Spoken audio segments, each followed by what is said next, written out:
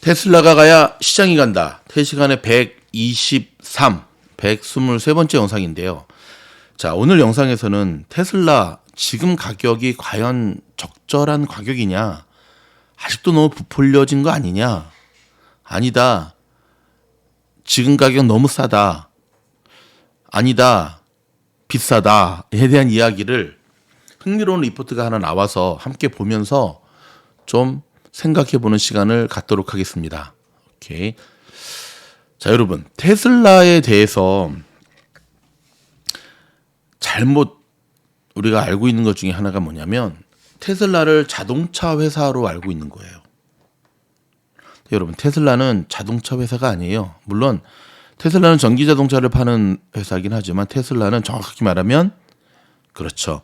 소프트웨어 회사라고 보는 게 정확한 거죠.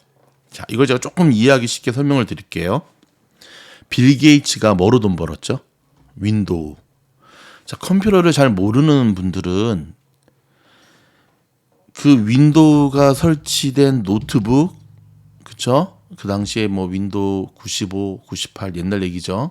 나왔을 때 어찌됐든 우리는 돈을 주고 컴퓨터와 노트북을 사면 그 거기 안에 하드웨어적 안에 소프트웨어, 윈도우라는 게 설치되어 있으니까 뭐 이게 뭐 내가 삼성에서 샀으면 삼성에서 만들었구나 생각하지만 아니죠. 삼성에서 마이크로소프트 빌 게이츠 당시 회장이었던 한테 윈도우를 사는 거죠. 그렇죠?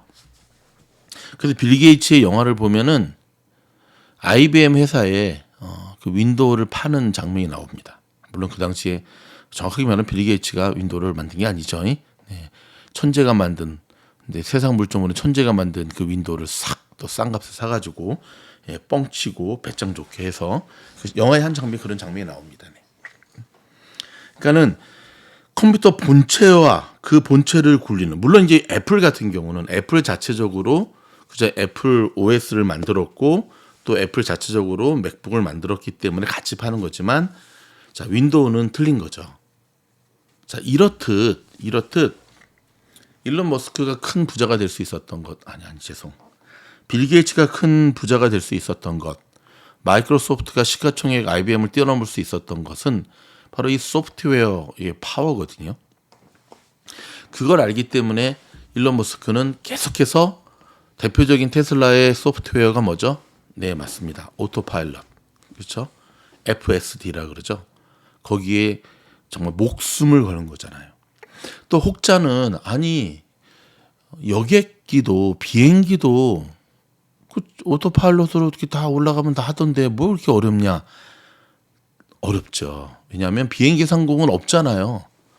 비행기는 사실 뭐 이렇게 말하면 파일럿 분들 좀 서운하겠지만 이륙하고 착륙할 때 빼고는 올라가면 그 위에서 자동 항법 장치 딱 해놓고 기장들 딱 추리닝 갈아입고 빤스 바람에 밥 먹으면서 영화의 한 장면이 나오더라고요. 네. 근데 지상에서의 자동차는 너무나 많은 변수가 있잖아요. 그렇죠? 그런 이제 차이라고 이해를 하시면 되거든요. 테슬라는 단순한 자동차 회사가 아니에요. 테슬라는 소프트웨어, 엔지니어 회사입니다. 자동차 판매 수익의 95%를 차지합니다. 오케이. 항상 이게 뜨거운 주제였죠. 테슬라의 핵심 제품이 소프트웨어인 이유를 이해하면 테슬라의 수익 흐름을 이해하는 데 있어서 좀 우리가 구별해서 이해를 할 수가 있는 거죠. 자, 완전 자율주행에 현재는 계속 한 단계씩 다가가고 있잖아요. 그렇죠?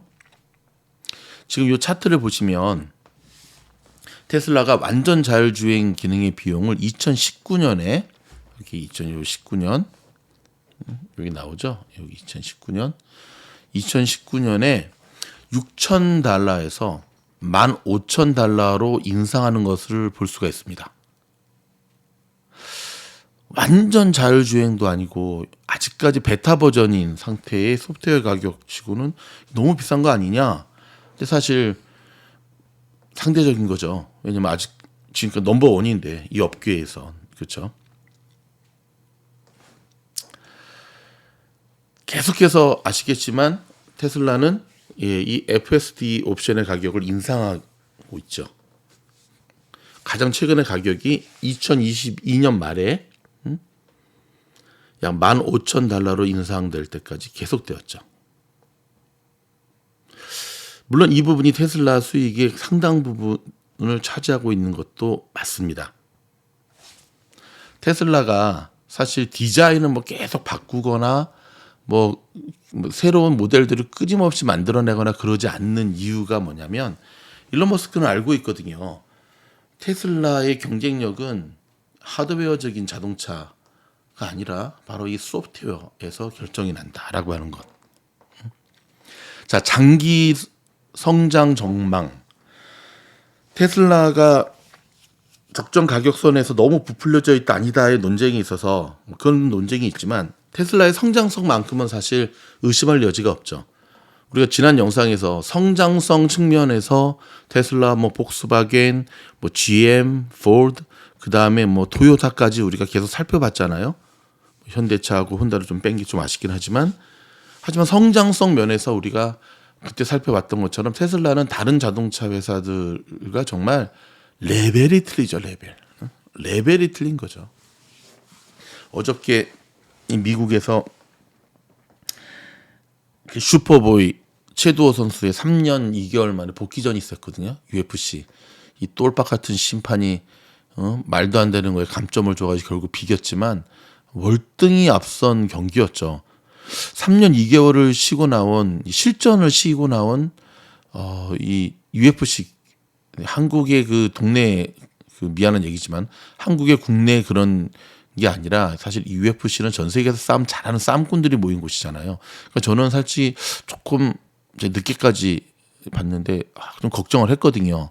최도호 선수가 워낙 뭐 예전에 수완선하고 싸울 때는 정말 좀 살짝 옆길로 갔죠. 좀 들어보세요. 정말 전성기였지만 그 뒤로부터 3년 그리고 그 당시는 20대 지금 또 30대 쉽지 않겠다. 근데 쉽지 않겠다라고 하는 것 중에 하나가 실전 경기 능력인데 어저께도 큰 거 한 2대 맞았죠. 근데 그럼에도 불구하고 관장인 우리 정찬성 선수가 정말 체력을 이빠이 끌어올려 줘가지고 이긴 경기였죠. 그래서 오늘 그 데이나 화이트 UFC 그 CEO도 이건 완전 이긴 경기였는데 똘박 같은 심판이 경기를 망쳤다 막 이렇게 얘기를 했는데 이런 것처럼 테슬라의 성장성은 급이 다른 모습입니다. 최도호 선수가 급이 다른 레벨이 다른 어떤 모습을 보여주었듯이 이 차트에서도 보면 나머지 회사와 비교해 봤을 때 순유형 자산의 수익이 큰 맥락을 함께 한다는 걸 보여주는데 여기서 여기 뭐 이제 파란색 음영 영역이 2013년 이후에 S&P 500에 속한 다른 기업들의 분포를 보여주는데 자, 테슬라는 85번째보다도 훨씬 높은 상위권에 위치하고 있음을 알 수가 있습니다. 여기 이 주기에서도 이건데 여기서도 하나 더 위에 있잖아요. 그러니까 성장성 하나만큼은 그 누구래도 테슬라를 뭐라 할 수가 없죠. 자, 그 다음에 이 차트도 한번 좀 볼까요? 넷 마진 테슬라 이제 넷 마진에 대한 건데 자 14.7%의 자 순유형 자산 수익률에서 테슬라는 약 6.1%를 중심으로 하는 나머지 S&P 500 지수보다도 훨씬 큽니다. 뭐 아까도 말씀드렸지만 뭐 포드나 GM과는 비교도 안 되죠. 자, 지금 이 보고 계신 차트는요. 테슬라가 적어도 2024년 2월까지는 마진의 감소를 예측하고 있음을 보여주거든요. 이게 보이시죠? 마진이 조금 감소되는 이 모습을 보여주고 있는데 예상되는 마진 감소는 장기 추세로 다시 정상화되는 수준에 도달하면 여전히 매우 메리트 있는 그래도 마진이 감소됨에도 여전히 14%의 수치를 기록하고 있는 것을 보게 됩니다. 즉 이 마진 예측이 좀 틀릴 수도 있지만 이 마진 예측은 수많은 월가의 이 애널리스트들의 주요 증권사들의 수익 모델을 갖다가 함께 예측한 것으로 보시면 되거든요. 자, 그렇다면 이제 리스크 관련 또 차트 하나 좀 보시죠. 자, 리스크 포캐스트 for 테슬라 이렇게 나오죠. 자, 이제 성장성만 알겠다 이거죠. 그렇다면 이 테슬라 주식을 우리가 투자할 때, 또 보유할 때, 그러면 리스크는 뭐냐? 위험 보상 예측이라고 하거든요. 자, 이 파란색, 이게 내재 가치 영역에서 볼 수 있듯이 테슬라는 내재 가치 영역의 중심에 지금 서 있습니다. 2022년 3분기 말의 큰 하락은 여기 보면 그렇죠. 작년에 이제 테슬라가 지금 곤도박질 쳤잖아요. 여기서도 그대로 나타나는 거예요. 마진 감소의 결과이기도 하죠. 예. 오케이. 현재 테슬라는 위험 가치가 52%인 반면에 잠재적 수익은 8%에 불과합니다. 여기 보면 이 8%는 테슬라가 거래한 장기 내재 가치를 기반으로 하는데요. 장기적으로 즉 테슬라라는 회사는 견고한 펀더멘탈을 보유하고 있기 때문에 매수 후에 보유로 이어갈 수도 있다는 거고요. 2024년 예측값의 범위가 매우 넓기 때문에 단기적으로 테슬라는 어떤 모멘텀의 한 플레이어의 모습이라는 거죠. 단기적으로 거래가 얼마나 잘 될지를 우리가 알 수는 없지만 확률성으로 봤을 때는 장기 모멘텀 포지션이 굉장히 유리하다는 걸 알 수 있죠. 그러니까 좀 전에 말씀드렸던 테슬라의 성장성과도 그대로 이어진다는 걸 알 수가 있고 여기 있는 거 좀 보시면 그렇죠? 오케이. 자, 결론을 말씀드리면 테슬라의 성장성은 굉장히 레벨이 다르다. 오케이. 그다음에 테슬라의 현재 가치가 적절하냐 안 하냐를 평가함에 있어서는 테슬라의 어떤 리스크 관점에 봤을 때 작년에 보여줬던 이 모습. 하지만 더 장기적으로 봤을 때 테슬라는 그럼에도 불구하고 굉장히 안정적인 펀더멘털을 보여주고 있다라고 하는 것.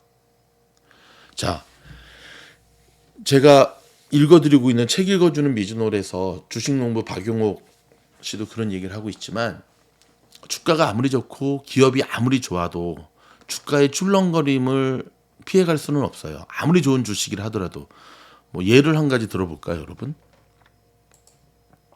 이 얘기만 하고 마무리하겠습니다. 자, 여러분 버크헤이셔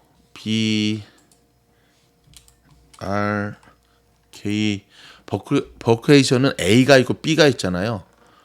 그렇죠? 돈 있는 분들은 B를 사시고 더 많이 있는 분들은 A를 사시잖아요. 세상에서 제일 비싼 주식 버크헤이셔 A 지금 한 주가 일시백 44만 6,755입니다, 여러분.